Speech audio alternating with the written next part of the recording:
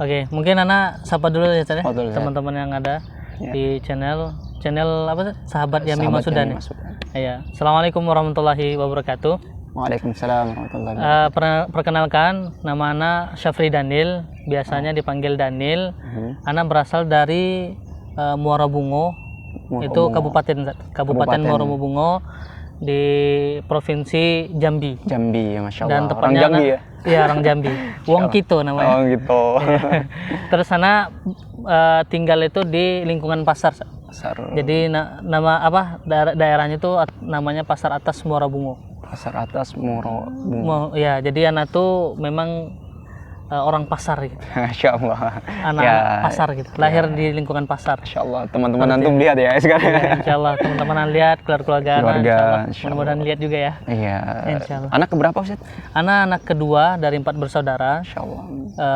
Yang pertama cewek, Ana, cewek lagi cowok. Ya. Dan baik. alhamdulillah orang tua Ana dari kecil itu mengarahkan ke agama gitu. Insya Allah baik. Baik, udah kenal, kemudian sekarang riwayat pendidikan sekolah ya. Iya, sekolah ya. Iya. Karena dididik dari agama, walaupun orang tua Ana ya orang awam sebenarnya. Masya Allah. Yang ya maksudnya pendidikan agama orang tua itu ya pas-pasan orang awam lah. Bukannya ustadz, bukan ustazah juga. Ayo. Jadi tapi dari kecil itu memang sudah dimasukkan ke sekolah-sekolah agama. Ya walaupun anak sekolahnya sekolah dasar negeri SDN gitu kan, SDN 225 Muara Bungo, tapi anak juga sorenya itu dimasukin ke MI Madrasah Ibtidaiyah. Ini yang mengantarkan antum ya. Iya, Ya Allah. itu yang apa namanya Madrasah Ibtidaiyah As-Saudiyah namanya. Iya. Lanjut. Terus kemudian setelah anak tamat SD, kemudian anak kemudian anak minta sama orang tua untuk masuk ke pesantren. Karena alhamdulillah keluarga anak rata-rata itu di satu pesantren yang sama. Masya Allah. Ya, pesantrennya apa? Namanya Sumatera Tawalib Parabe. Bukit Tinggi, Sumatera Barat. Gitu, itu artinya. Jadi waktu dari SD itu anak udah terbiasa ke sana. Dan ruhana itu memang pokoknya setelah SD itu anak mau ke sana. Udah titik maunya ke sana udah gitu. Nggak mau kemana-mana lagi. Lanjut aliyah atau terus setelah itu anak masuk sanawiyah aliyah di sana. Alhamdulillah dibimbing sama ustadz yang benar-benar mendukung anak gitu loh. Masya Allah. Ya, dan perlu antum ketahui Ustaz, ya qadarullah anak dari SD sampai mau tamat aliyah pun anak bukan orang-orang yang berprestasi Ustaz. Gitu? Iya, gitu Ustaz. Jujur aja anak bukan orang berprestasi, akan tapi alhamdulillah dengan didikan orang tua anak dan memang contoh ya, pantang menyerah dalam belajar. Contoh yang terbaik ya setelah Rasulullah itu dan para ulama itu adalah orang tua. Jadi orang tua anak itu alhamdulillah punya adat yang kental, terutama tentang apa Ustaz ya? Saling menyapa. Masya Allah. Maksudnya sopan santun itu sangat dididik di dalam keluarga sehingga itu kebawa sama anak ke ustazah. Jadi walaupun anak bukan orang berprestasi, ya, merinding kita dengarnya nih, Bang. Ini menjadi contoh bagi para orang tua, bapak ibu. Ya, ini memberikan semangat ke anaknya ya. Iya betul. Walaupun anak bukan orang berprestasi, tapi karena sopan santun yang diajarkan orang tua anak itu ke ustazah itu anak sopan santun sehingga ketika nilai anak waktu itu misalkan pas-pasan mereka bantu gitu. Ini tips juga ya. Tips juga sebenarnya. Ya alhamdulillah seperti itu, dan mungkin karena sopan santun itu akhirnya mereka ustazah itu akhirnya mendoakan anak. Seperti itu.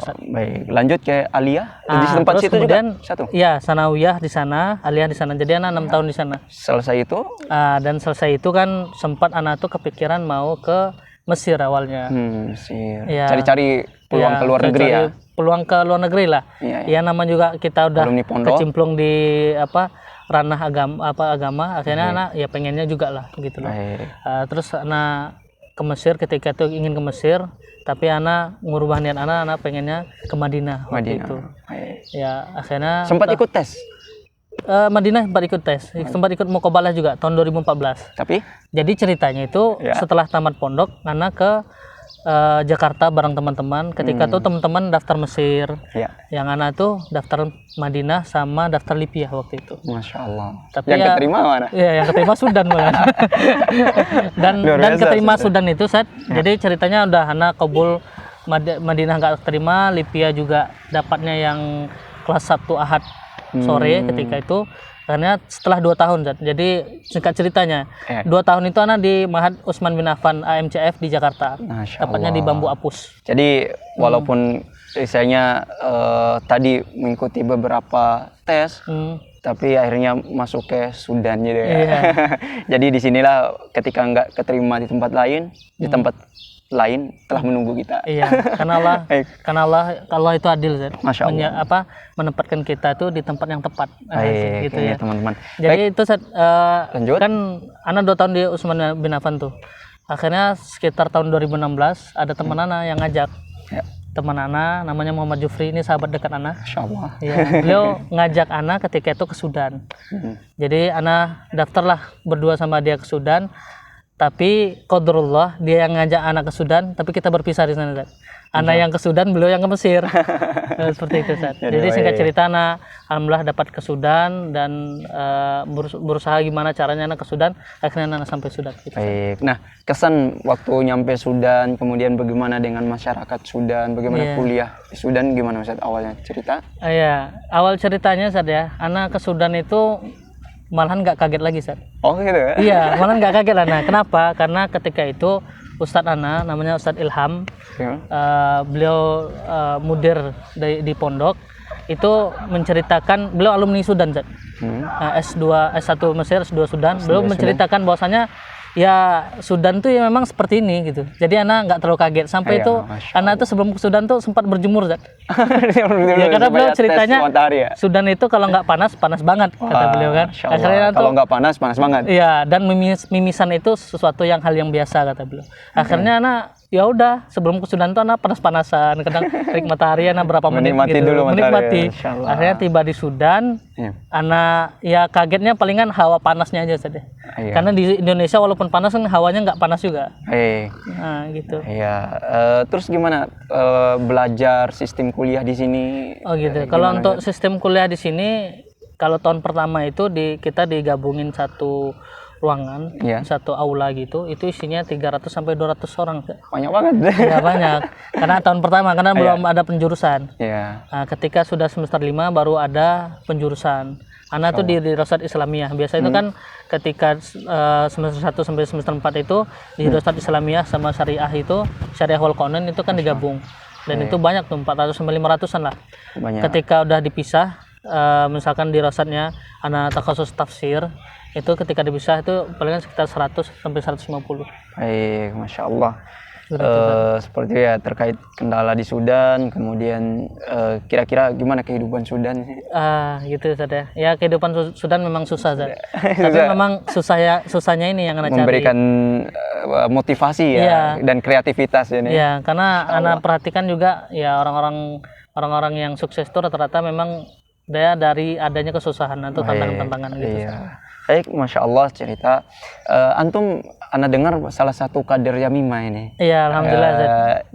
Antum bisa kenalkan ke teman-teman kita Yamimah ini sebenarnya gimana sih ceritanya? Oh gitu Ustaz ya. Untuk Yamimah sendiri, Ana itu kader Yamimah dari tahun 2018 Ustaz. Ana kan 2016 kesini nih. Ya. Ana jadi kader tuh 2018. Oh iya. Jadi ada 2 tahun itu Ana belum tahu Yamimah. Iya. Jadi ketika itu 2018 Ana pulang ke Indonesia, dan ketika pulang itu ada salah satu ustadz namanya Ustadz Muiz Abu Turab.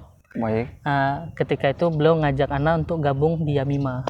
Yamimah kepanjangannya? Yamimah itu Yayasan Insan Madani namanya. Yayasan Insan Madani. Ya, itu sahabat yang Yamimah atau sahabat Yamimah ini itu bergerak di bidang sosial. Dan pendidikan.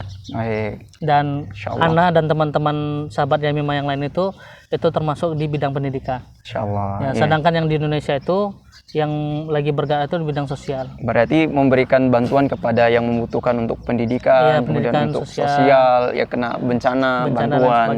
Masya Allah ya. Baik, antum gimana bisa masuk? Istilahnya mungkin ada teman-teman sekarang yang mau masuk bergabung ke Yamimah. Itu proses penyaringannya, kemudian gimana bisa khusus di pendidikan ya, kita mungkin di sosial masih awam ya. Kira-kira gimana Ustaz? Untuk masuk di Yamimah sebenarnya lumayan ketat juga Ustaz. Karena mudir kita yaitu Ustadz Rizal Abu Fats, beliau memang benar-benar menyaring siapa yang menjadi kader. Ya, karena ini kan kader ke depan nih, jangka panjang. Jadi di sana tuh banyak tes tulis pertama, terus setelah itu ada tes wawancara. Ada tes psikotes juga. Dan juga ada tes lapangan, Zat. Kayak tes PNS ya. Gitu, Zat. Ya karena ini kan kader dalam jangka panjang gitu, Zat. Bukan diberi beasiswa terus kemudian dikasih beasiswa, setelah itu misalkan ada pengabdian habis itu lepas, enggak. Tapi memang kader yang insya Allah mudah-mudahan seumur hidup, tapi kader untuk dakwah. Masya Allah. Seperti itu, San. Baik, mungkin ini karena berkaitan dengan waktu, kita singkat ini dulu. Insya Allah nanti untuk perjalanan kita gimana di Sudan, dan bagaimana sebenarnya Yamima, kemudian bagaimana keadaan sosial dan keadaan Sudan ini, insya Allah ikuti terus channel kami, yaitu Sahabat Yamima. Insya Allah memberikan informasi terkait keadaan Sudan, terkait Yamima, dan jangan lupa teman-teman untuk subscribe, like, and share. Oke, syukron Ustadz Daniel, jazakallah khairan katsir.